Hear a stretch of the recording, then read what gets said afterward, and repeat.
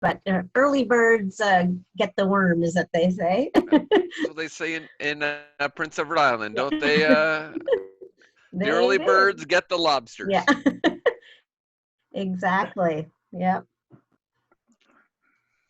Well, thanks everybody for jumping on today.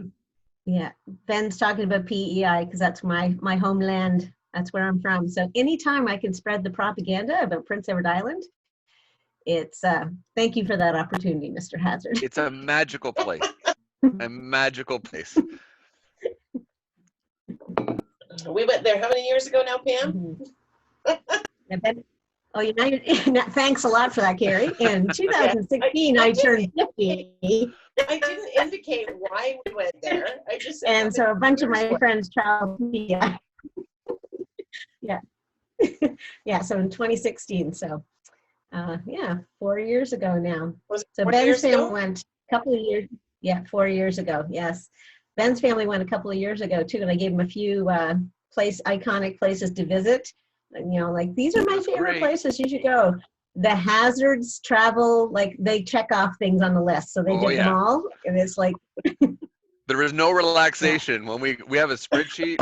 We have things categorized.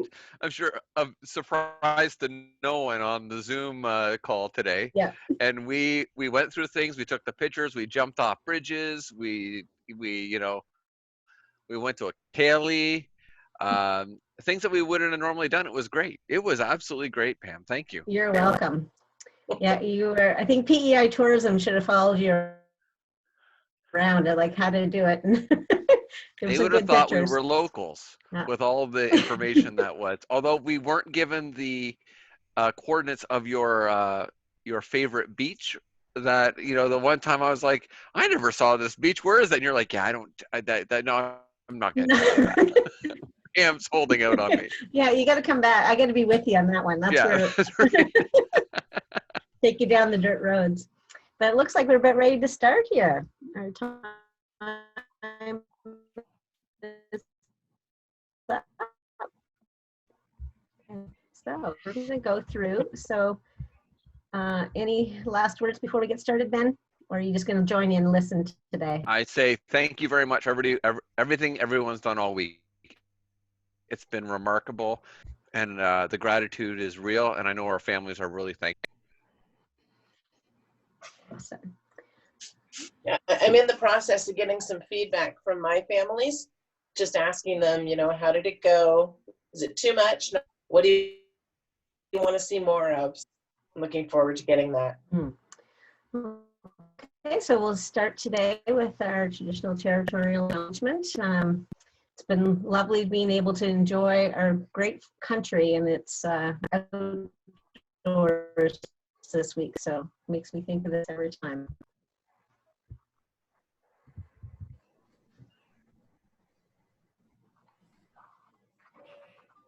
We acknowledge that the land on which we are gathered is part of the traditional territory of the Chippewa and Delaware nations. The Indigenous nations, known as the Anishinaabe and the Nahuatl, agreed through their ancestral languages to the mutual sharing of the land with obligations and responsibilities to the environment. Today, these responsibilities and obligations extend to all peoples.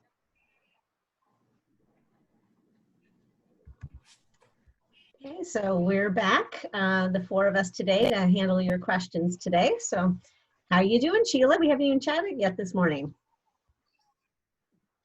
I am doing very well, doing some multitasking, quite a bit of it this morning, but we're still smiling and very excited at my house for the pending Easter Bunny this weekend, and very excited that that is considered an essential service.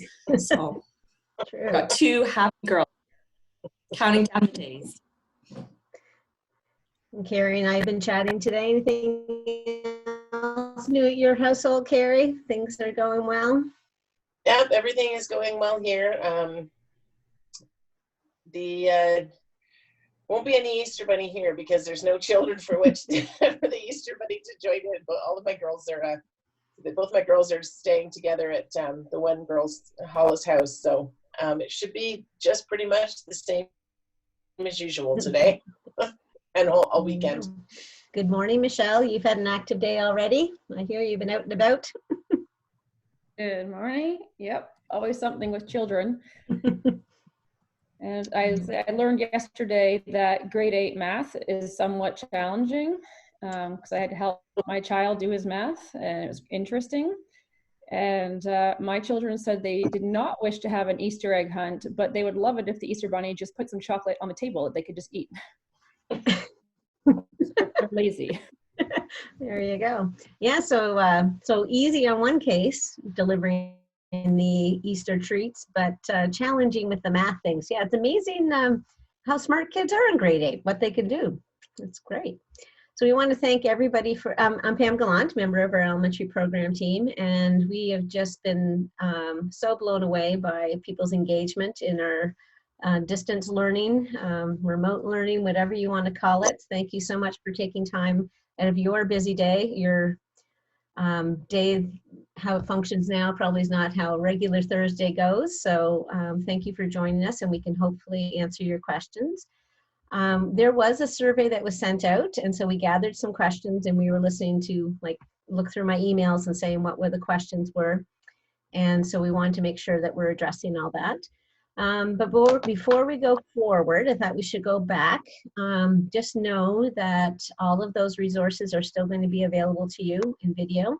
And I think kind of what our questions were leading to today, we're going to briefly go into something about talking about the activities. Hi, Adam Miller. Sorry, I lost my train of thought there. So some of the activities we're talking about today, as the new 2 group, you will find that we're going to give you a little hint, but the second group, if you are wanting to explore that, then you can watch those other videos that are happening at this website. I have a funny thing happening with my screen. Do you guys see some letterings at the bottom? Yeah, I think it's the annotation. Somebody's annotated maybe. Sorry. So I think try to put our question in the chat box. That would probably work better. There you go. Okay. Thank you.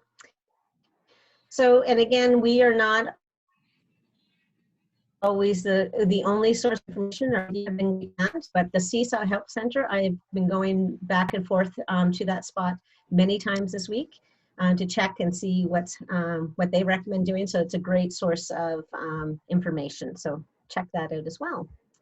And again, as before we go forward, we go at the start of the week, we introduced these 6 principles of remote learning. And honestly, they seemed a little abstract to me at the start when we talked about asynchronous learning and being intentional with their practice. I'm pretty sure now people are starting to see oh yes, I can see what pace means now. And what does it mean for me to be available? And what does it mean for my students to be available? We're reflecting on these 6 remote learning guidelines as we continue our learning together remotely. And I know Carrie and Michelle, you are the homeroom teachers and act as co-teachers with each other through this journey. So I'm really hoping we can have some reflections from you two today about your successes as co-teachers and then your challenges as co-teachers. Yeah, this week for sure. So hopefully we can be helpful as well. I really think your insight into how that co-teacher piece has been valuable to help me and to help work out the bugs with that. So as we go through this, these 6 principles, if you're a homeroom teacher, you will see these 6 remote learning guidelines through one lens, and your co-teachers, your subject specialist teachers, your prep teachers, whatever we choose to call those people that have joined our class in the learning, they will have a different perspective as well. So we'll hopefully be able to consider questions from both areas. So Sheila, we're going to have a bunch of questions here. So Sheila's going to act as our chat room monitor today. And but we're going to start by leading off, focusing on some key questions that came to us through the survey. So there were some specific questions about creative tools, the link, and then we're going to talk. We had a bunch of things about organization and about how to use the folders. So Michelle and I have done a lot of thinking about this and how to different view it back and forth. And Sheila, I know you're always great at summarizing our banter back and forth. So can we count on you for that today, Sheila? I noticed in the chat that she's keeps getting kicked out, so she is back and forth. We lost her. She will manage. Okay. She will manage those questions, and yeah. So sounds good. Thank you. But she's having some technical difficulties. Yeah, my apologies. I think I'm here again, but thank you, Carrie. You're right. That's okay. My Wi-Fi is not the best today. And back on. So I'm trying to boot kids out of Google Meets sessions with their teachers right now, trying to expand my bandwidth. So again, I've got all of our questions for today, and I am monitoring our chat. So if I don't get back to you, my chat's a little slow once I get kicked out. So please just repost your question. But that first question that really seemed to come out really loud and clear all kind of falls around an organizational feature. And how do we get things organized, tidy up our journal, and use those folders? So I will say I just did a test, and I created just a test post, and I sent it to a child. So then it falls into that class journal where I can scroll and see everything. And I tried to delete it out of the class journal and see if it would stay in his personal, and it did not. It deleted out of both. Okay.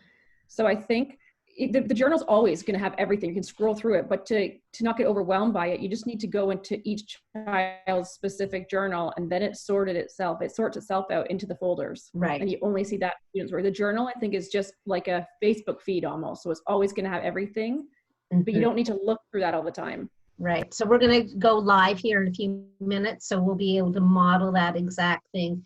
But I know organization is going to be either the death of us or the salvation for us. So, and everybody's got a different way of looking at things. So hopefully we'll be able to just offer some examples and people can find the right path for themselves.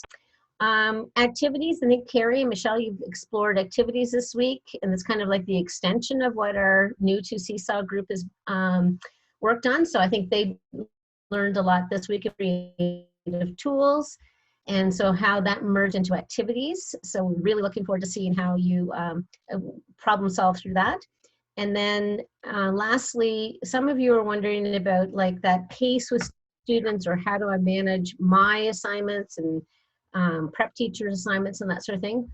There is a function within Seesaw that will help you schedule activities. So we'll be able to look at that as well today. Okay, so I think, I'm gonna go back because I'm gonna escape out of this into my test class with Seesaw. Okay, so we're back in our test case. So the first thing we were gonna talk about was the link button. So if we have that add to the post student work, we understand some people are having some challenges with that.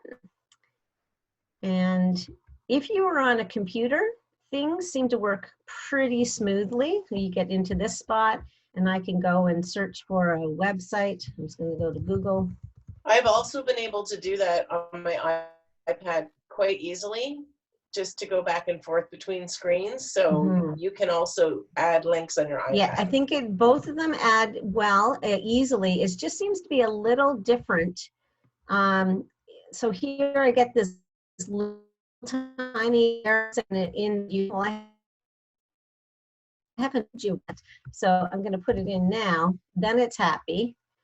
But I think on the iPad, I was kind of went to the internet as an afterthought, like, oh, I'm going to put a link in and then go search for it.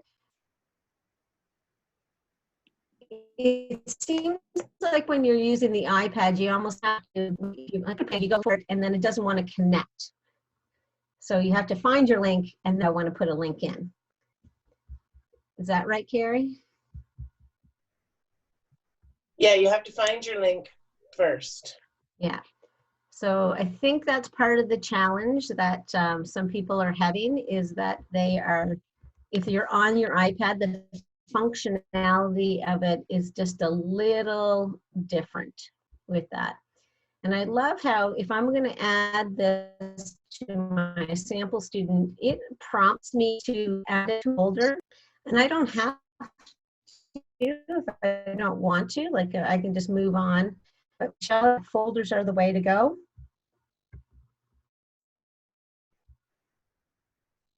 I've been forget to put it in a folder often. I just do the activity and I assign it. But the good thing is you can put it in a folder after. You can even put it in, assign it to an activity to a folder after students have begun to respond to it. Okay, so there's lots of ability there. So people out there that were asking about folders, are they in a panic state now? Then I haven't done any folders. Am I messed up for good now? Your answer is no. No. You can always go back and add a folder in there. Some of you, so that link piece, again, is just, it seems to be a functionality that's happening. I know some people were having trouble about when they send that link.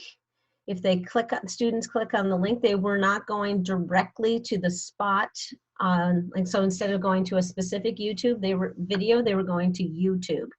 Now, I was never able to do, to replicate that problem and challenge. So again, if you could, once Seesaw clears their district help challenges, those are questions that teachers can add to the help desk directly to Seesaw if you're having some specific challenges. I think I can answer that, Pam, because I was doing that the other day too. I was trying to copy some links, and I was copying the link, and then I was putting it in, and I thought, that's not where I want to go. I want this specific video. Like, I was doing the Mo Willems. Oh, yes. Yep. And his activities, he's done them now, but you can go back and archive them. So if I copied the page where I found the activity, then the link went to that page. But if you're in the actual video, then if you like scroll around looking at the video, you'll find a spot where it says copy link. And you just kind of have to look around for it within the little video screen where it says copy link. And you should be able to find the link specifically for the video you want. So if I'm in Mo Williams, I'm thinking these are great. I want this one. I can find the exact link for that. Yeah, like go along the bottom there, I think. Or I think you right click and it says copy link. There it is. I played around with copy video URL. There you go. Yeah, so that one rather than, yes, so that will help you get into the specific. Rather than just going to like the link at the top of your page. Right. So if I add a link, Control V, there you go, a little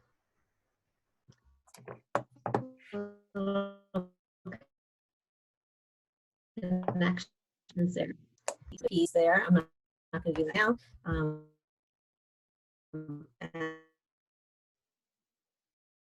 Add to, and then your folders here. If I'm like, oh, it's going to go in my art folder, but if I wanted to create a folder, I can do that here. So if I'm just thinking about that.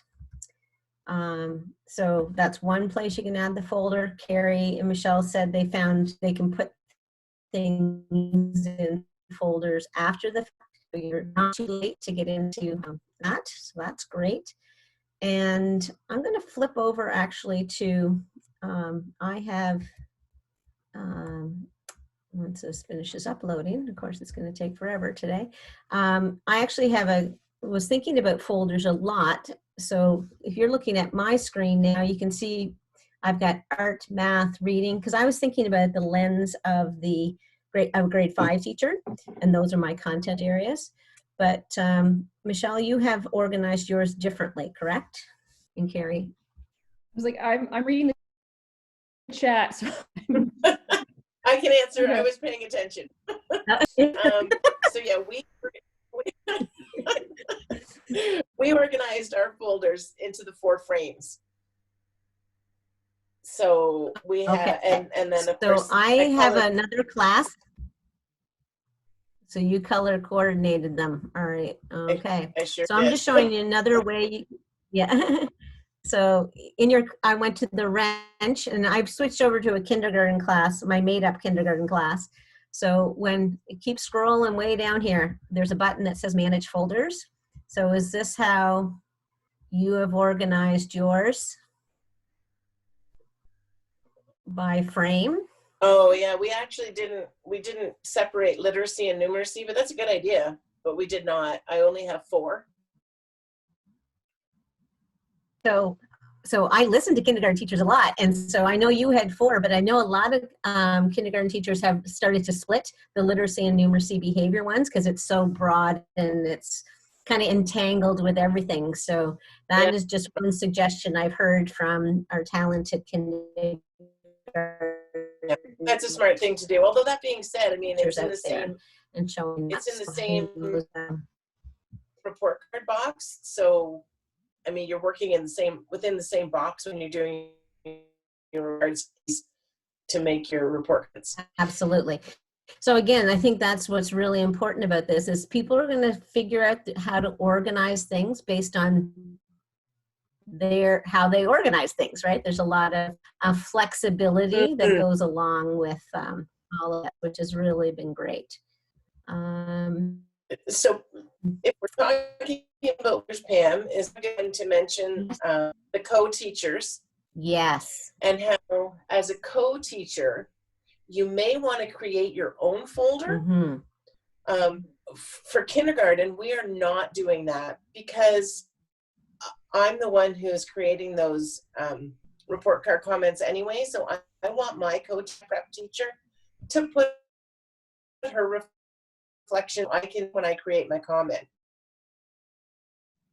For grades, your co-teachers may want to make their own folder just to make it easier to see what they've assigned and what they are looking at.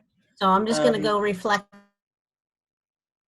on that for a second. So if you're in kindergarten class and I'm a co-teacher in it, then you would be sharing the folders that you have created with me, the co-teacher, because you want me to put notes in about problem and solving innovation and take my view of that child's learning and along with Michelle's view and your view, and then you can craft some assessment or some observations or some design the next learning for that student based on the 3 of us perspective of the child. That's how you run your class right now? Okay. Correct. But if I'm the grade 5 teacher and I have my class here and Sheila is doing my social studies, I might say that's your world, your social studies world. So we're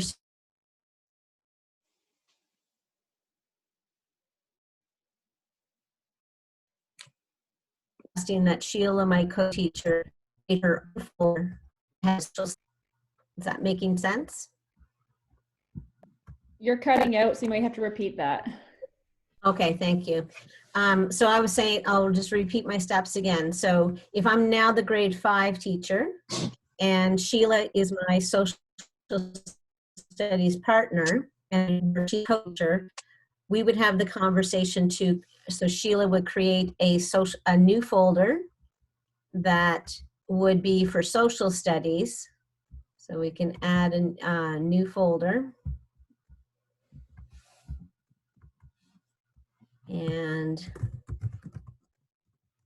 so Sheila would probably create it, but I'm going to call it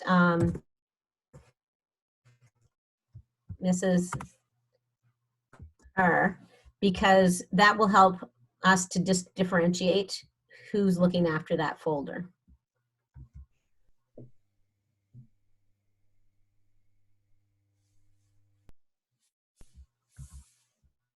Manage, get all that in this time.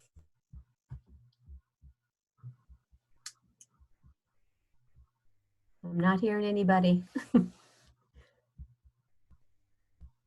That sounds good. Okay, good. Sorry. Yeah, I'm just like, am I cutting out? I heard what you said, and that is correct. Okay. Just again, people help their organization. So, and then Michelle, can you repeat what you're talking about, the journal, like the Facebook like feed? So like, here's my test class. And I think we're hearing lots of people are finding this a little overwhelming. There's a lot going on here. The journal, selfie. the journal has everything that students have posted or you've posted. So I tried doing like a pretend one and then deleting it. But when I deleted it from the journal, I went into the child's personal journal and it had deleted it from theirs as well. So I'm saying, don't spend too much time scrolling through the journal. Just click on a specific student that you want to see, because there isn't really a way to manage that journal feed. It's more like a Facebook feed. Okay, so then you're saying I'm going to go to Clem there. And so if I look at that, I can see everything that's associated. If you look at the left-hand side of the screen, you'll see it's either gone to Clem or it's gone to everybody. So that's a way of simplifying things. If you're trying to, especially if you get a communication from a family member, and they say, what's going on? This might help you sort and look at that specifically. So instead of looking at everybody, I can look. So if I go back, if I want to see everybody, I can go to the class journal. That's everybody, or I sort by student. Okay, now, and then is there another way I can look at this class? Yeah. Yeah, go back into your student. Yeah. Go back into Clem, and then move your cursor over to that little blue folder. No, go back to Clem. Yeah, okay. Yeah. Now you can click on that folder. Ooh. And you can see just what he has in those specific folders. Okay, you know me and numbers, I love them. So Clem has 8 items and they're all scrolling down here. But you're telling me if I click on there, I can see, oh, one of those 8 is art, one is listening, 2 are reading, and lots of science for Clem. That, right. I think that's very helpful for me to find out. Click on science and then you'll only see his science activities. Ah, so click on the science. Yep, I did there. So there's 3 posts. There's a delay. Yeah, okay.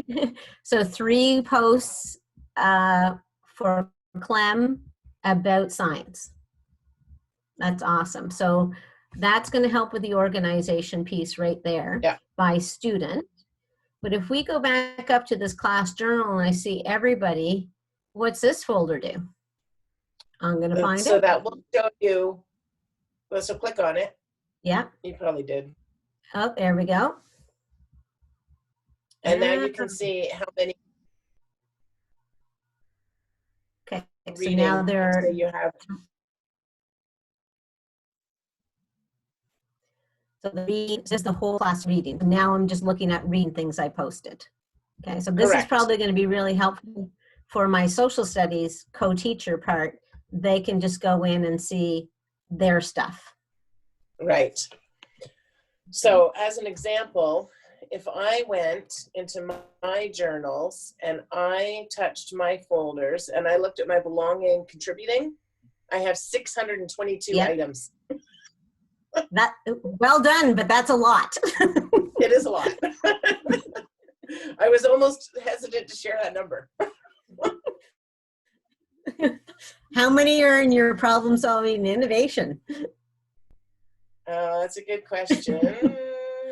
489. Ooh, well done, because a lot of people find that one's a hard one to document. So that's demonstrating literacy and math is 1,225. Now you're just bragging. Yeah. But you guys have been at this. That's all year. Yes. Right? That's not just right now. You're not new to Seesaw. Just so full disclosure, you are not new to Seesaw. Not new. Yeah, and you and Michelle have, I visit you often because you really are fluid between the two of you about document. So all of those are not just Carrie and not just Michelle. It's actually a great collaboration there. So thanks for that perspective. That's awesome. So again, so if you went into your belonging and contributing, then once you're sorted there, you could then go and sort by kid, just saying, I just want to write about belonging and contributing about Fred, and you'd be able to do that. Right. Or reflect on that. Exactly. That's awesome.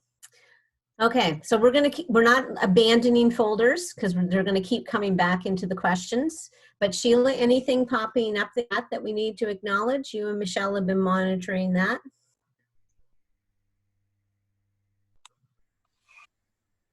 Sorry, I had myself on mute there.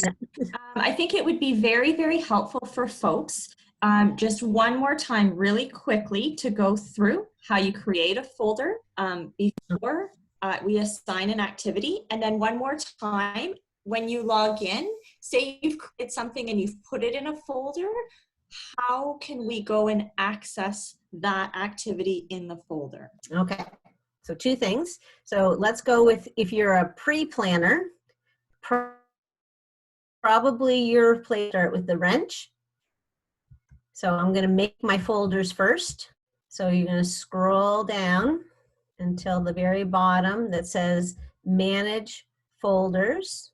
Clicking on there, you will see that I've already some. This frustrates me, by the way, that I'm like, am I at the bottom? I don't see the bottom. You got to use the two slidey bars, slide it down to create that folder. That happens to me a lot in Seesaw, that I think, how come I can't see the action button at the bottom? It just use that side slide bar. So create a folder. So I'm going to do well-being, and it is going to be sky blue and check.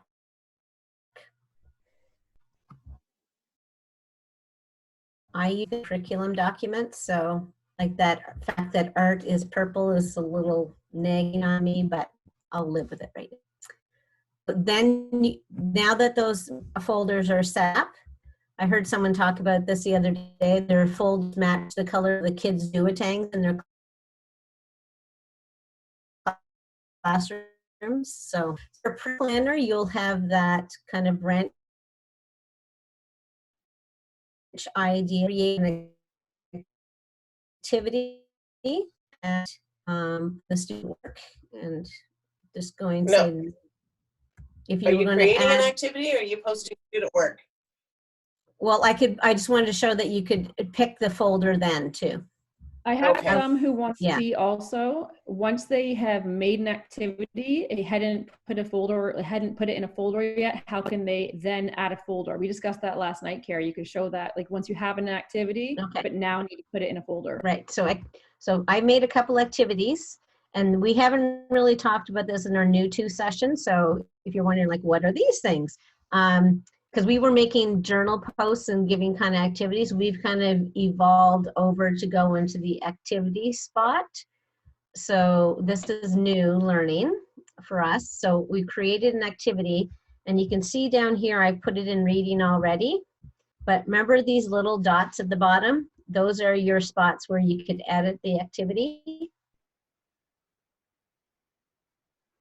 And when you open that up, we have the opportunity to make some changes to that. And it's actually kind of hidden. You have to go down to the more options, and you will find the folder there, edit there. But I feel like I just kind of leaped ahead a lot on people that have backed that up. So Carrie, Michelle, can you tell us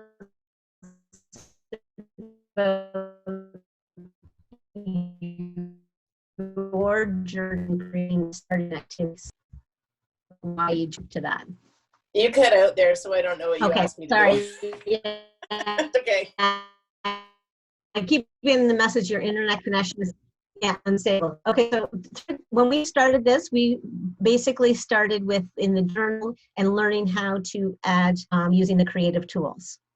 And so then, and you were, the transition I think you had from was like, I was documenting student learning in the classroom. How do I now start sharing learning across to my students that are at a distance from me, that are remote from me? So I was showing it through like creating a Google journal entry and assigning it to people or to everybody. but you've moved over to this activity spot, correct? Correct. Okay, so you can be creative here and design things that are just for you. Go add an activity from the bank of them, correct? Correct. Yeah. I looked at some of those today. Yeah, you're right. There's some are great and some are not. Mm-hmm. I prefer just to make my own, and they don't have to be. I think when people look at the activity library, they look at that and think that's what my activities need to look like. And I don't think that's the case. I think that when you make an activity, it can be as simple as you just giving instructions, or adding a video or adding a picture. It doesn't have to be, you see the ones in there.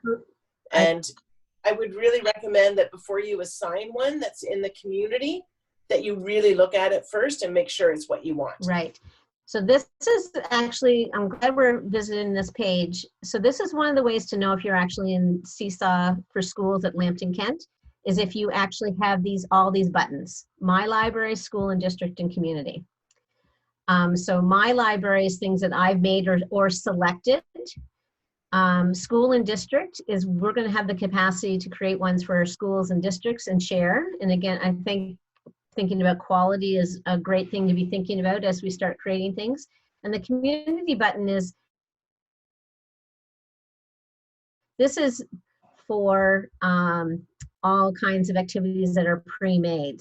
So you can look, scroll to your heart's content, and you can sort by grade, subject, or you put a word in there. Like if you wanted to, like 10 frames, you can put things in there. If people have tagged that, you can find them. But again, like qualities, like depends on who decided to put it up there. There's some gaps. With our new to group, Carrie, I totally agree that, let's just make some activities and get going and start a community.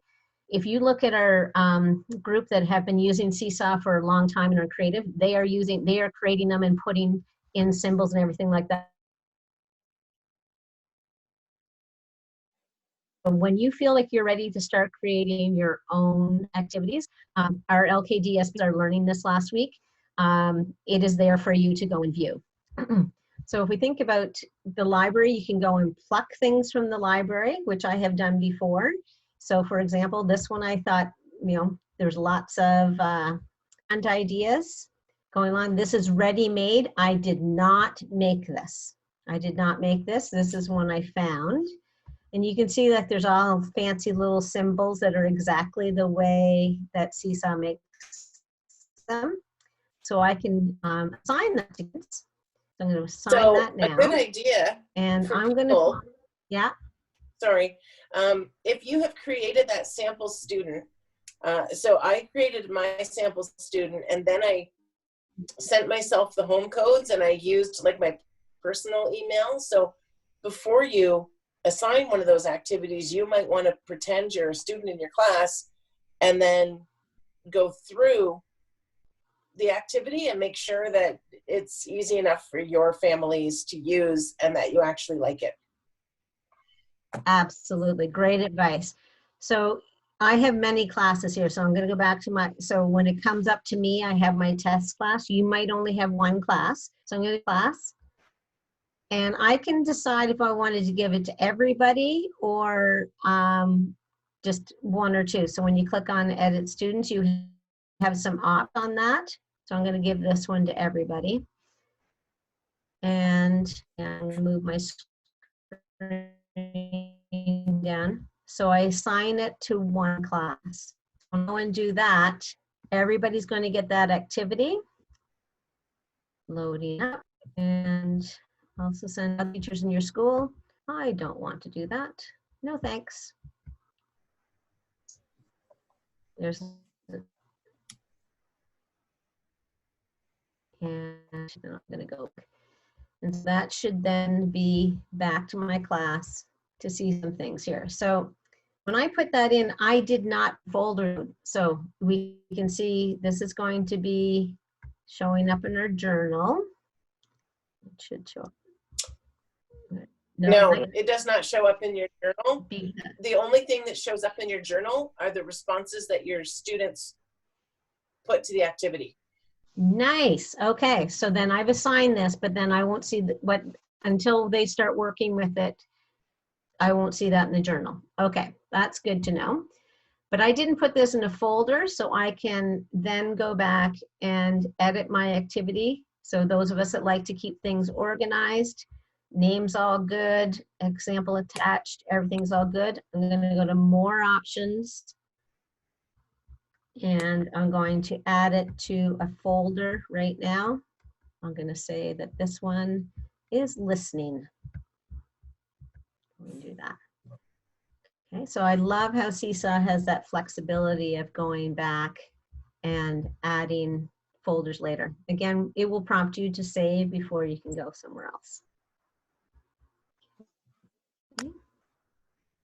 Pam, I know we have a few more things we'd like to get to today, but I do have a couple of questions. If I ask them one at a time, I'm hoping you can quickly answer them. Absolutely. Now be okay? Yeah. So what is the difference between folders and collection? Okay, so if we think about what Seesaw is all about, is creating a student's portfolio or a collection of artifacts. And the folders are within that collection or portfolio to help us organize that. So I think it's kind of like we all have that hope chest full of stuff. Or is it organized within that hope chest in little boxes, like, you know, when they were 1 and then now they're in school and then up to graduation. So it's just a way of organizing that. We are kind of, those of us that are new to Seesaw, we may be feeling like we're using Seesaw actually to help promote that home learning. But if we go back to the roots of what Seesaw is about, it's about creating a portfolio of student artifacts that shows their learning. So the collection is that whole portfolio of the student. Thank you. Another thing that has come up, so thank you very much for showing the fact that you should be able to see a school and a district in the activity library. If somebody is not seeing that, is that because they do not have the LKDSB paid version? Yes, and I have another slide for that. Once we leave the live demo, I'm going to go through and review that, because that's been a very popular question this week. Yes, that is true. I will show you how to correct that. Okay, 2 more questions. If I make an activity in Google Docs, how can I access it in order to assign it as an activity? I just did that, so I can explain that, I think. Go ahead. Awesome. When you go into create an activity and you choose the add multimedia, I'm just gonna see where it says it. If I choose assign activity, I hit create new activity. If I choose add multimedia instructions or example, from that point I hit the upload button and it will give me an option to choose Google Drive. Excellent. So great, Michelle, give us a lead up in that. I went back to the Help Center because Seesaw and Google Classroom, do they actually work together? So there are things like, how do you share things between Seesaw and Google Classroom? Like Michelle said, it can be done. So there is information there. So those of you that are working within the 2 platforms, it is in there. And there's a lot of people that are doing that. So you will have some company. If you reach out to people in your school or other, people will help that. Absolutely. And was there one more question, Sheila? Yeah, one more time. How do I find all of the things that I have assigned easily so I can put them into folders?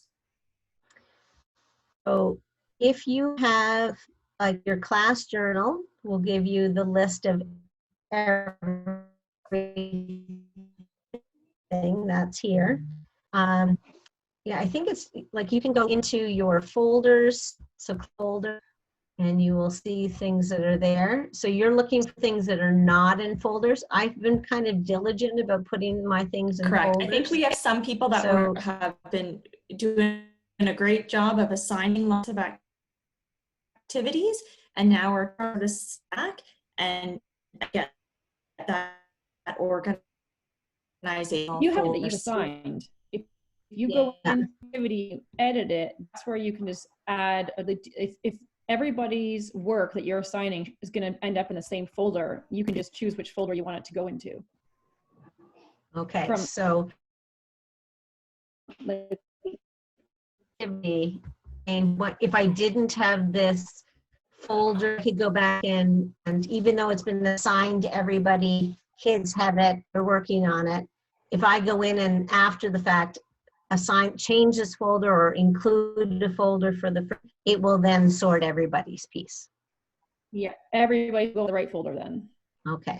But I think if you're trying to find activity that you created, you just have to scroll through. Yeah, it might be you have to go in back and scroll. Interesting. Okay. Okay, so sorry, if I can interrupt again. We do have somebody who they've edited their assignment, they chose the folder, but it is still saying that their folder is empty. I wonder if they actually so it doesn't. No.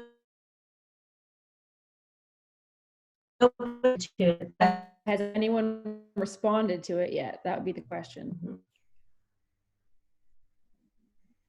So yeah, you can see on Pam's screen it says 0 responses. And then full. Right. Okay. I think that people are done talking about Seesaw and all the questions. We're meeting to continue. We'll have opportunities next week to connect on that too. So we're not abandoning this. So I'm sorry we can't answer it just right now. Can we then? Because I think we have a couple more things we wanted to talk about. So activities, and we first, our co-teachers or subject specialists may be thinking about how they can use some folders a little bit to help with that communication piece. But it's interesting now that I'm in the activity piece, I can see that there's a couple of other buttons down here. So scheduled kind of made me intrigued by this. And Carrie about this morning, because I know she's been making activities. I think if we click on the scheduled piece for this one, I created one, this is called One Good Thing, Making a Paper Airplane. Teaching kids news is something that junior teachers use a lot to look at the activities. So like I've created this task by going through the steps to make the activity.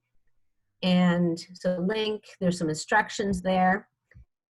But I don't want this to go out this week. Like, I think my kids have enough on their plate already. I'm concerned about pace. So I go into that edit button, go back. So when I was creating this, I titled, I wrote the student instructions. I read the instructions. There's a link to the article. I did all of it. I can, a calendar comes up, just like, and I can decide, do I want to assign it immediately or assign it on a specific date and time? So maybe I'm going to change that to the next day. At 9 o'clock, that's going to get released. I'm going to scroll down here. So that's all good. I'm going to put change planners. Oh, and there's my folder. I'm going to put that in a reading folder right now. Can I put it in 2 folders? Ooh, look at that. You sure it's can. kind of got that flight. Okay, because I was thinking it from kids there might be the reading component to that, but there's actually the flight grade 6 component. So I was collecting 2 folders. In kindergarten, many activities that belong in Say again. Than one. Absolutely. So in kindergarten, there's many. Yeah, straddling both frames all the time. Okay, so again, if you're thinking about, I'm going to make 4 activities that have something to do with a flight. You sit back and I'm going to get everything all organized, but I don't want every kid.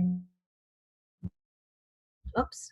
I want to make the activities, but I don't want them to get them all at the same time. So that scheduled button, I can work there. Or when I create that activity for the very first time, I can add it in the options at the end. So if we think about our principles, have like that pace is something we need to be reflecting upon. I noticed somebody was asking about the drafts, if they made a draft, and I believe that the drafts would be found in the activities. Like if they looked at their activities and they went to my library, the drafts should be there. Right, yeah, that's it. I'm just being conscious of the time here. So Sheila, are we good to go? I want to go back to the slide deck just to talk about some of those questions you had about sign-ins. No, that's really good. I think we've touched on everything. Okay. The other thing that had come up from questions that had been submitted was regarding announcements, particularly with co-teachers, and if they wanted to submit an activity, that we were recommending that they start with an announcement, and then how they can only send it to a couple of students or a few families, and it doesn't have to all. Right, so announcements do go to announcements will go to right? Announcements cannot go to a couple. Okay, so if somebody go to everybody. Can we clarify then, for those who only want to connect with 1 or 2 people as a co-teacher, what would be the best means for them to do that? Click inbox and send a message. Just once you click the inbox, you can pick a certain parent or child to write to as a message. So inbox. So I haven't sent, I think we're hearing that to get this started, you have to send an announcement to, like, as a co-teacher or a specialist teacher, send an announcement first, and that kind of introduces you to everybody. Like, hi, this is Milan. Hope to have you, hope to do done. And that opened that inbox option for you to then start messaging individual teachers. I'm not sure about that, Pam. I think that for the inbox, you just have to have connected with the family. So you have to have that first family announcement in order to crack open the inbox. I think do that messaging. I'm just hearing word on the street. I have no idea, so I'm not going to. Sounds good. I'm sure you have lots. I think but it's just like, when did you write your first announcement? Probably would have been in September, right? So in September, so you've been doing it for a long time. Okay, so I'm being very focused on time. I don't want to race, but there was a question about, some people are like, hey, I'm missing out on some Seesaw features. For example, I don't see the school and district library and activities, or I can only add 2 co-teachers. Like, how come? So I spend a lot of time conversing with people this week. So first of all, your account must be an LKDSB.net or .com account, first of all. Then it also has to be connected to an LKDSB school. And discovering that, I used to teach at Arrow Road School, so I have a soft spot. But when as district administrator for Seesaw, I created Arrow Road School. If you were signed up at Arrow Road School, you're not part of the LKDSB piece just yet. So the school names had to match. So when we put all those things together, then you get Seesaw for Schools, Lambton, Kent. If you are not connected for Seesaw for Schools, Lambton, Kent, not a big deal. You just have to email me. Oh, I'm hiding my own name here. Email me and I will help you with that process. Okay. So, but if you've got like a Gmail account, like gmail.com, you're not connected to Seesaw for Schools. So I've been fixing that all week, having lots of conversations with people. That's great. So not a problem. We'll hook you up. The other thing we discovered is that some people are connected to the wrong school. And that happens, say, for example, if you're a long-term occasional teacher and you were at Arrow Road in the fall, and then you transferred to my other favorite school, Cathcart, Confederation School. I like Cathcart too, but Confederation School mid-year, and you've like I'm up and running at Confederation School with my class, and then your principal's like, you're not connected to Confederation School Seesaw account, but you are connected at Arrow Road School. So that it's again, totally okay. Don't worry about it. This is something where Ben was probably laughing at me now, but on Friday when we were talking about it, how you get to that tired moment, you think, I need to step away from a computer or I'm just going to make this wrong school piece. Seesaw will be in charge of that because they are our trusted IT. They will take what you have now and put it in from one school to the other school. And we are having communication with principals about that because we don't want principals to remove you from your school. So I've sent a few messages through Mary Lynn Anderson, my supervisor, about that. So principals maybe saying like, oh, you don't belong to the school, like you're not in the school. We're just asking them to hold off on moving anybody because Seesaw IT will do that for us. And if you're like, oh, that's me, I'm at Confederation now, but says I'm at Arrow Road School, email me, and then I will be responding back to you with a task. Like I need to gather some information, like what's your account name, what school were you at, where you want to be, kind of thing. So we're going to go slowly with this because it's totally okay for you to be in the wrong school right now. Totally okay. Questions? I just want to clarify I gave the right information. Marisa asked if she sends a family announcement, do students see it also? Because we only communicate with parents, but my understanding is families would only go to the parents, and if you want it to go to both, you would choose to send it to both students and families. So family would be private conversations between you and the parent, I believe. Yes. You have the option to send it to families and kids too. See? Yeah. Yeah.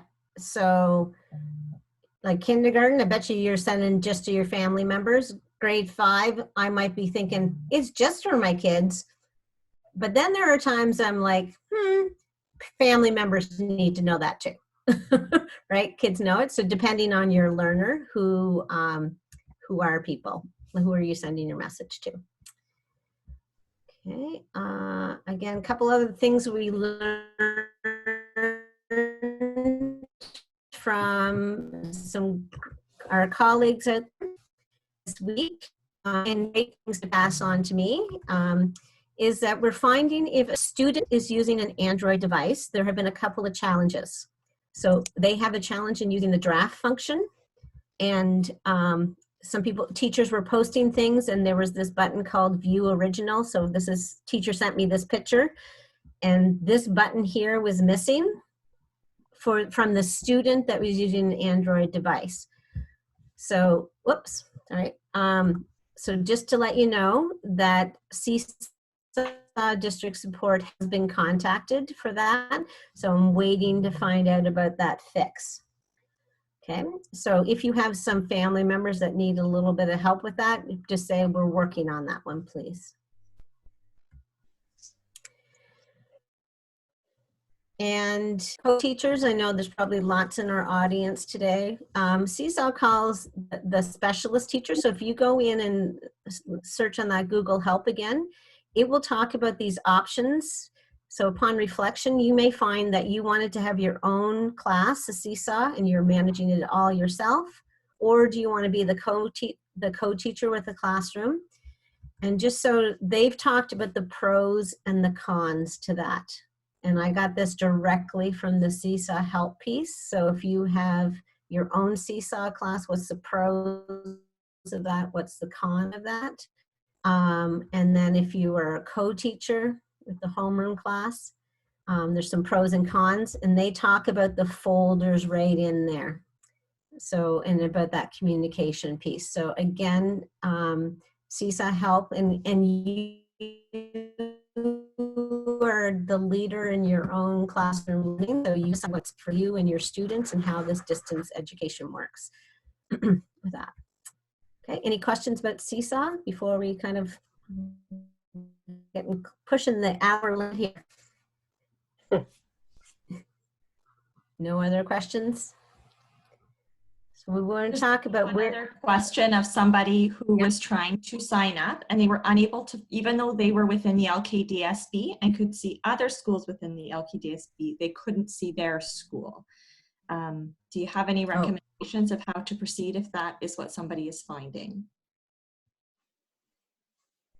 I can give that a look. I feel like I'm a little bit of a detective, so I'm kind of a little, I'm like a dog with a bone with these ones. So if they email me, their email they're using, the school they're in, and possibly if you, like some teachers have been at a couple of schools the last few years, give me, like I've been at Arrow Road and Confed and High Park, give me that path because I can go and see if I can find you. We can work, I haven't lost anybody yet. I want to keep my record good. So email, direct me, and we can solve that. So moving forward, Carrie and Michelle and Sheila, I don't want to say goodbye to you. Like, so it's great learning, but I am going to have some new partners next week because Carrie and Michelle will be, again, focused on learning in their classrooms and sharing that learning back and forth. And help has been amazing. And Sheila, you're heading into that special education world again. You've been living two worlds already, but moving forward, we're going to have some elementary program office hours, and each session will be like a drop-in format. And so, like just like you are in the classroom right now, you're setting up program office hours for your students, where kind of it's that opportunity to come together and collaborate with others. We are always talking with people, like email and text message and that sort of thing. But through this will be the opportunity for educators to ask questions, share ideas, and connect with colleagues and during our office hours. So it's not like you can't contact any of us outside of these office hours. This is a chance for us to kind of pull together.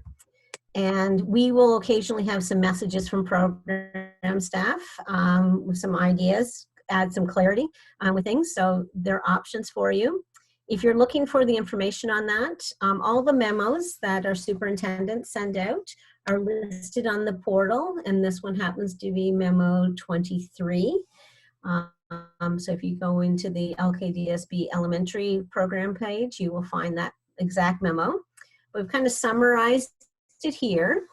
So we think about, once we look at the days of the week, every day from 2 o'clock to 3 o'clock, there will be a office hour happening. So I'm going to talk about Wednesdays and Thursdays, where my name can be found. So for example, next Wednesday at 2 o'clock, between 2 and 3 o'clock, I'm going to log into this Zoom room. And you need a password to get in, LKDSB in all capital letters. And Alicia Shank, myself, and Jen Garner are going to be there. And we're going to be like hanging out with other kindergarten teachers that want to pop into these office hours. On Thursday, I'll be with Sally Parkinson and Kate Allison. And we're going to be talking about Junior Seesaw and Google Suite. So mostly about, curriculum, learning things from Junior, but we can ask some Seesaw questions and Google Suite questions. So those of you out there, you might find yourself thinking like, oh, Tuesdays, this might be my place to connect with Sam, Jana, and Nicole. And it will be a drop-in format for that. But again, we are all reachable by email and throughout the week, but this is just our time to meet and gather. And notice that it is all the same room, Zoom room. We found that that's quite efficient with that. So I think that I talked a lot today, but I think the best nuggets of information came from our audience and from Michelle and Carrie's perspective on all of it. So thank you so much. But anybody else have anything they need to share? There was a question about adding the link using iPad. So I thought I would Yes. answer. So when I just use my button, how you double click it to go between your pages. So if I double click my home button, I can go to Safari, find the link that I want, I copy it there, then I double click the home button, I go back to Seesaw, and I can add it to my activity. Okay. So practice makes perfect. Yes. How many times have I been caught in the infinite loop of doing something over and over and over again this week? Lots of times. Yeah. There you go. Okay, I'm just going to click to the next slide, but I think that it's going to be the pretty one. Where to next? Well, where I'm going next is away from electronic device. Maybe outside, probably to my refrigerator. That's where I'm going to go too. But where are you going next, Carrie? Yeah, I'm hungry. I'm going to go make a smoothie. And actually, I got some stuff to deal with my mom today. So I'm going to call my sister and we're going to do some problem solving there. Oh, I love Shirley. Tell her I said hi. I will. Sheila, where are you off to next? I'm headed to another meeting, so for the afternoon. So, well, and then hopefully, if it doesn't rain, out to enjoy some sunshine. The sky is blue, so I think there's high hopes for you. And Michelle, where are you off to next? I am also going to have lunch. Okay. Thank you, everybody. We Sounds really good. appreciate your time. It was tremendous, just absolutely tremendous. I need to learn to put limits on my digital distraction now that I'm working from home. I cannot escape a device. That is my problem. I don't know if anybody else is finding that, but I need to learn limits. I tell you, while we were sitting here, I could see that I was getting notifications on my Seesaw about posts that need to be approved. And I'm just like itching to go and look. Yes. And respond to them. And it's driving me insane. Yeah. Yeah, that's so true. It's so true. I had at one point just like leave all of my devices in one room and shut the door just so I could have like 20 minutes of free thinking time, Carrie. So I'm with you on that. Yeah. Yeah. Ben, I've set 2 alarms on my phone for 10 o'clock and 2 o'clock, and it's called Stretch and Move, and I have ignored it 4 days in a row now. So I'm still working on it. I believe in you, Pam. I believe in you. Yeah, at 10 o'clock this morning, my stretch and movement break was replaced with, you better do your hair. Yeah. So that was my movement break, I guess. Yeah. But anyway, I think I'm going to sign off here. I think I'm going to join some other Seesaw sessions this afternoon, help them out. But hopefully we'll see people digitally next week in our office hours. But I can't wait to see everybody in real person mode again. I'm really excited about that in our future. But again, my last words have to be a thank you to Sheila and Carrie and Michelle. You made it great for me. Oh, good. I saw one more question before we sign off. And Absolutely. it was just about prep teachers and how many activities they should be giving. And I think the best answer to that, in my opinion, would be to talk to the teachers they're teaching with and to make that decision together. And that is a conversation I think that people need to have. Yeah. My first answer was the answer that every teacher hates seeing at the back of the answer key at the back of the book. Answers may vary because you need to know your class. Yeah, right? For sure. But like again, I have a soft spot for Arrow Road School, but Stephen Jackson, a good friend of mine, he posted on Facebook yesterday a STEM challenge that kind of posted out, but I thought, oh, maybe that's the way to do it too, is just you kind of have a cluster of things that you have available and you offer them to the classroom teacher and say, they're ready for you when you think it's right. Let's just, you can push that one or two of those things out. So again, we're discovering that the relationships we have with people are the most valuable thing. So true. Hate to be the bearer of bad news, but it's closing time. You don't have to go home, but you can't stay here. Okay. Well, we are at home. Okay, so. I'm gonna. Yeah. Yeah, that's right. There you go. Sorry. Thank you, Rod. Thanks for recording this session. We'll be posting it later today, and we'll let